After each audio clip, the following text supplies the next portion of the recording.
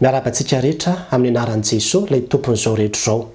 Tsy mety amintsika Kristiana ny mankahala mpitondra. Izay indray ry havana lohatenin'ity vidéo manaraka ity. Itsika Kristiana ry havana dia tsy mitondra ny fiainantsika araka ny fihetseham-po na araka ny faharisen-dahatra na araka ny firehana samihafa izay arahantsika, fa mitondra ny fiainantsika araka ny soratra masina. Inona ny ambaran'ny tenin'Andriamanitra dia izay no ijoroantsika. Ny Baiboly dia mampianatra antsika mba hifankatia ary tsy hankahala na iza na iza. Raha ny tena marina tsy hoe ny mpitondra ihany no tsy tokony ho hankahalaina fa ny olona rehetra mihitsy. Saingy amin'ity an'ity dia matsiaro toe-panahy hanao vidéo manokana mahakasika an'izay resaka hoe tsy mety amintsika Kristiana ny mankahala mpitondra izay. Raha vao miresaka hoe mpitondra dia tsy ny mpitondra fanjakana ihany akory no resahako ao anatin'izany, fa ao anatin'izany koa ny mpitondra fivavahana. Dia ao anatin'izany koa ny mpitondra ao anatin'ny ankohonanao, anavin'ny fiarahamonina misy ianao ao, na dia ny ray aman-dreny, ny fokontany, ny commune dia misy mpitondra daholo.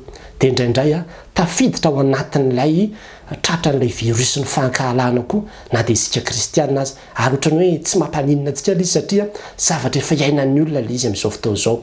Fa zandro dia te hitarika ansaitsika andinika izay ambaran'ny tenin'Andriamanitra. Ny Baiboly aloha ry havana dia tena mazava tsara mihitsy ny ambarany. Any Mpitondra teny zao toko 10:20 dia ambarany mazava tsara manao hoe aza manozina ny mpanjaka ozy izy, na dia amin'ny eritreritra ao azy, na dia anatin'ny eritreritra ao azy aza manozina ny mpanjaka. Zany ny ambaran'ny tenin'Andriamanitra.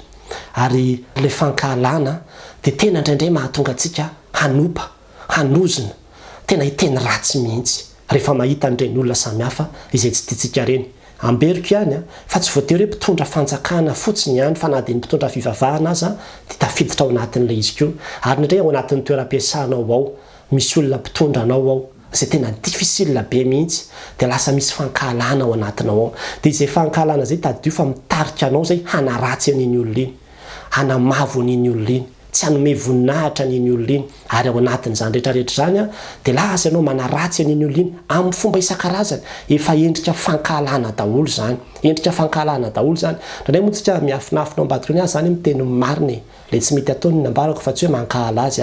Andriamanitra ny mahalala ny anatin'ny toe-pontsika ao, fa rehefa mahita an'ilay olona anao ka sositra dia efa misy fankahalana milevinao izay ary tian'Andriamanitra ho amboarina ny amin'izany tsika. Taddio tsara fa ny tenin'Andriamanitra any amin'ny Romana toko 7:20 dia mampafantatra antsika fa ny mpitondra na eo amin'ny manam-pahefana rehetra dia mpanompon'Andriamanitra ozy izy. Ambarany eo manao hoe aoka ny olona rehetra samy anaiky ny fahefana lehibe, fa tsy misy fahefana afa-tsy izay avy amin'Andriamanitra, fa izay misy dia voatendrin'Andriamanitra. Koa izay manohitra ny fahefana dia manohitra izay voatendrin'Andriamanitra, ary izay manohitra ozy izy dia azo fanamelohana. I Paul nanoratra an'izany teny izany, ary mba fantatrao moa Kristiana tany Roma nanoratany an'izany teny izany, kanefa dia ny amperora romanina dia anisan'ny malaza ny amin'ny hoe cruel, raha izay nazo ilazana azy. Nefa dia i Paul milaza manao hoe fahefana ananan'zareo avy amin'Andriamanitra io.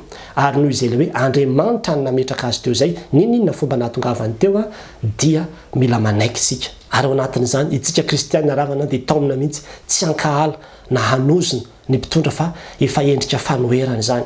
Ny dambaran'ny soratra masina tokony ataontsika dia izao any amin'ny Timoty voalohany toko 2:1 sy 2 dia hoy ny ambarany manao hoe koa mananatra voalohany indrindra ao mba hatao izay fangatahana, fivavahana, fifonana, fisaorana ho an'ny olona rehetra, ho an'ny mpanjaka, mba amin'izay rehetra manam-pahefana.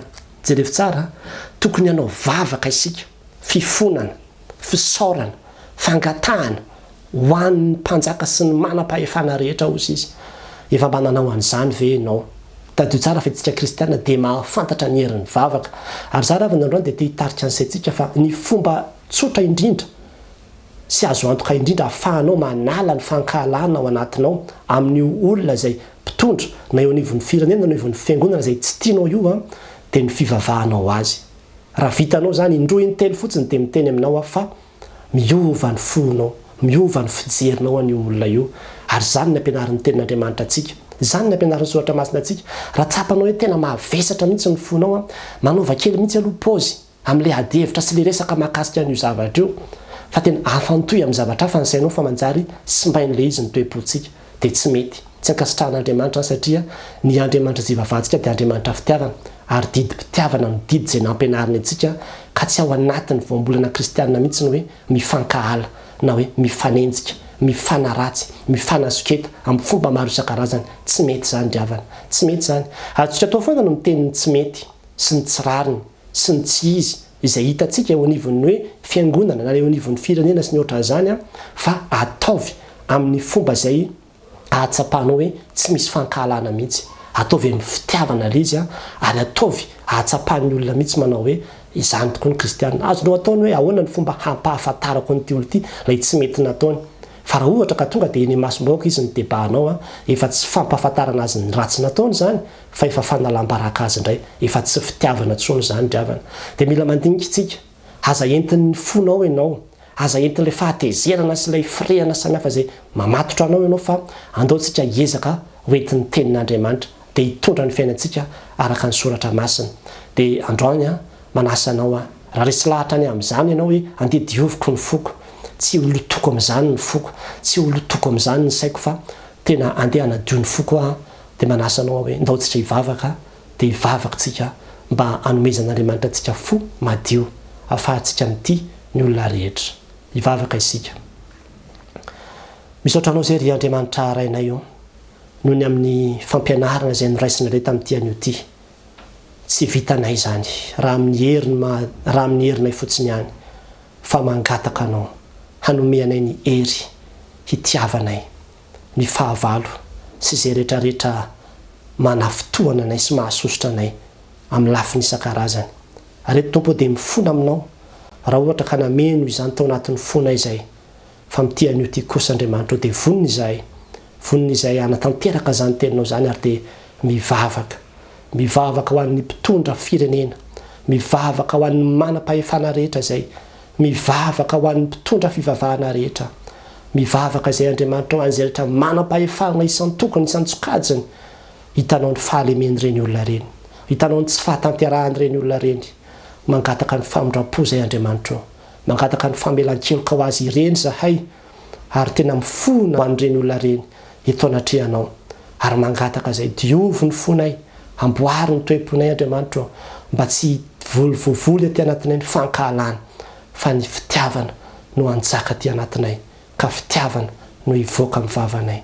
Dia matoky izay fa hanova olona maro, ikasika olona maro ianao ao anatin'izao video izao mba hiseho tokoa ny voninahitra ao ary anjaka ny fifankatiavana dia ho tany sambatra ny Madagasikara-nay.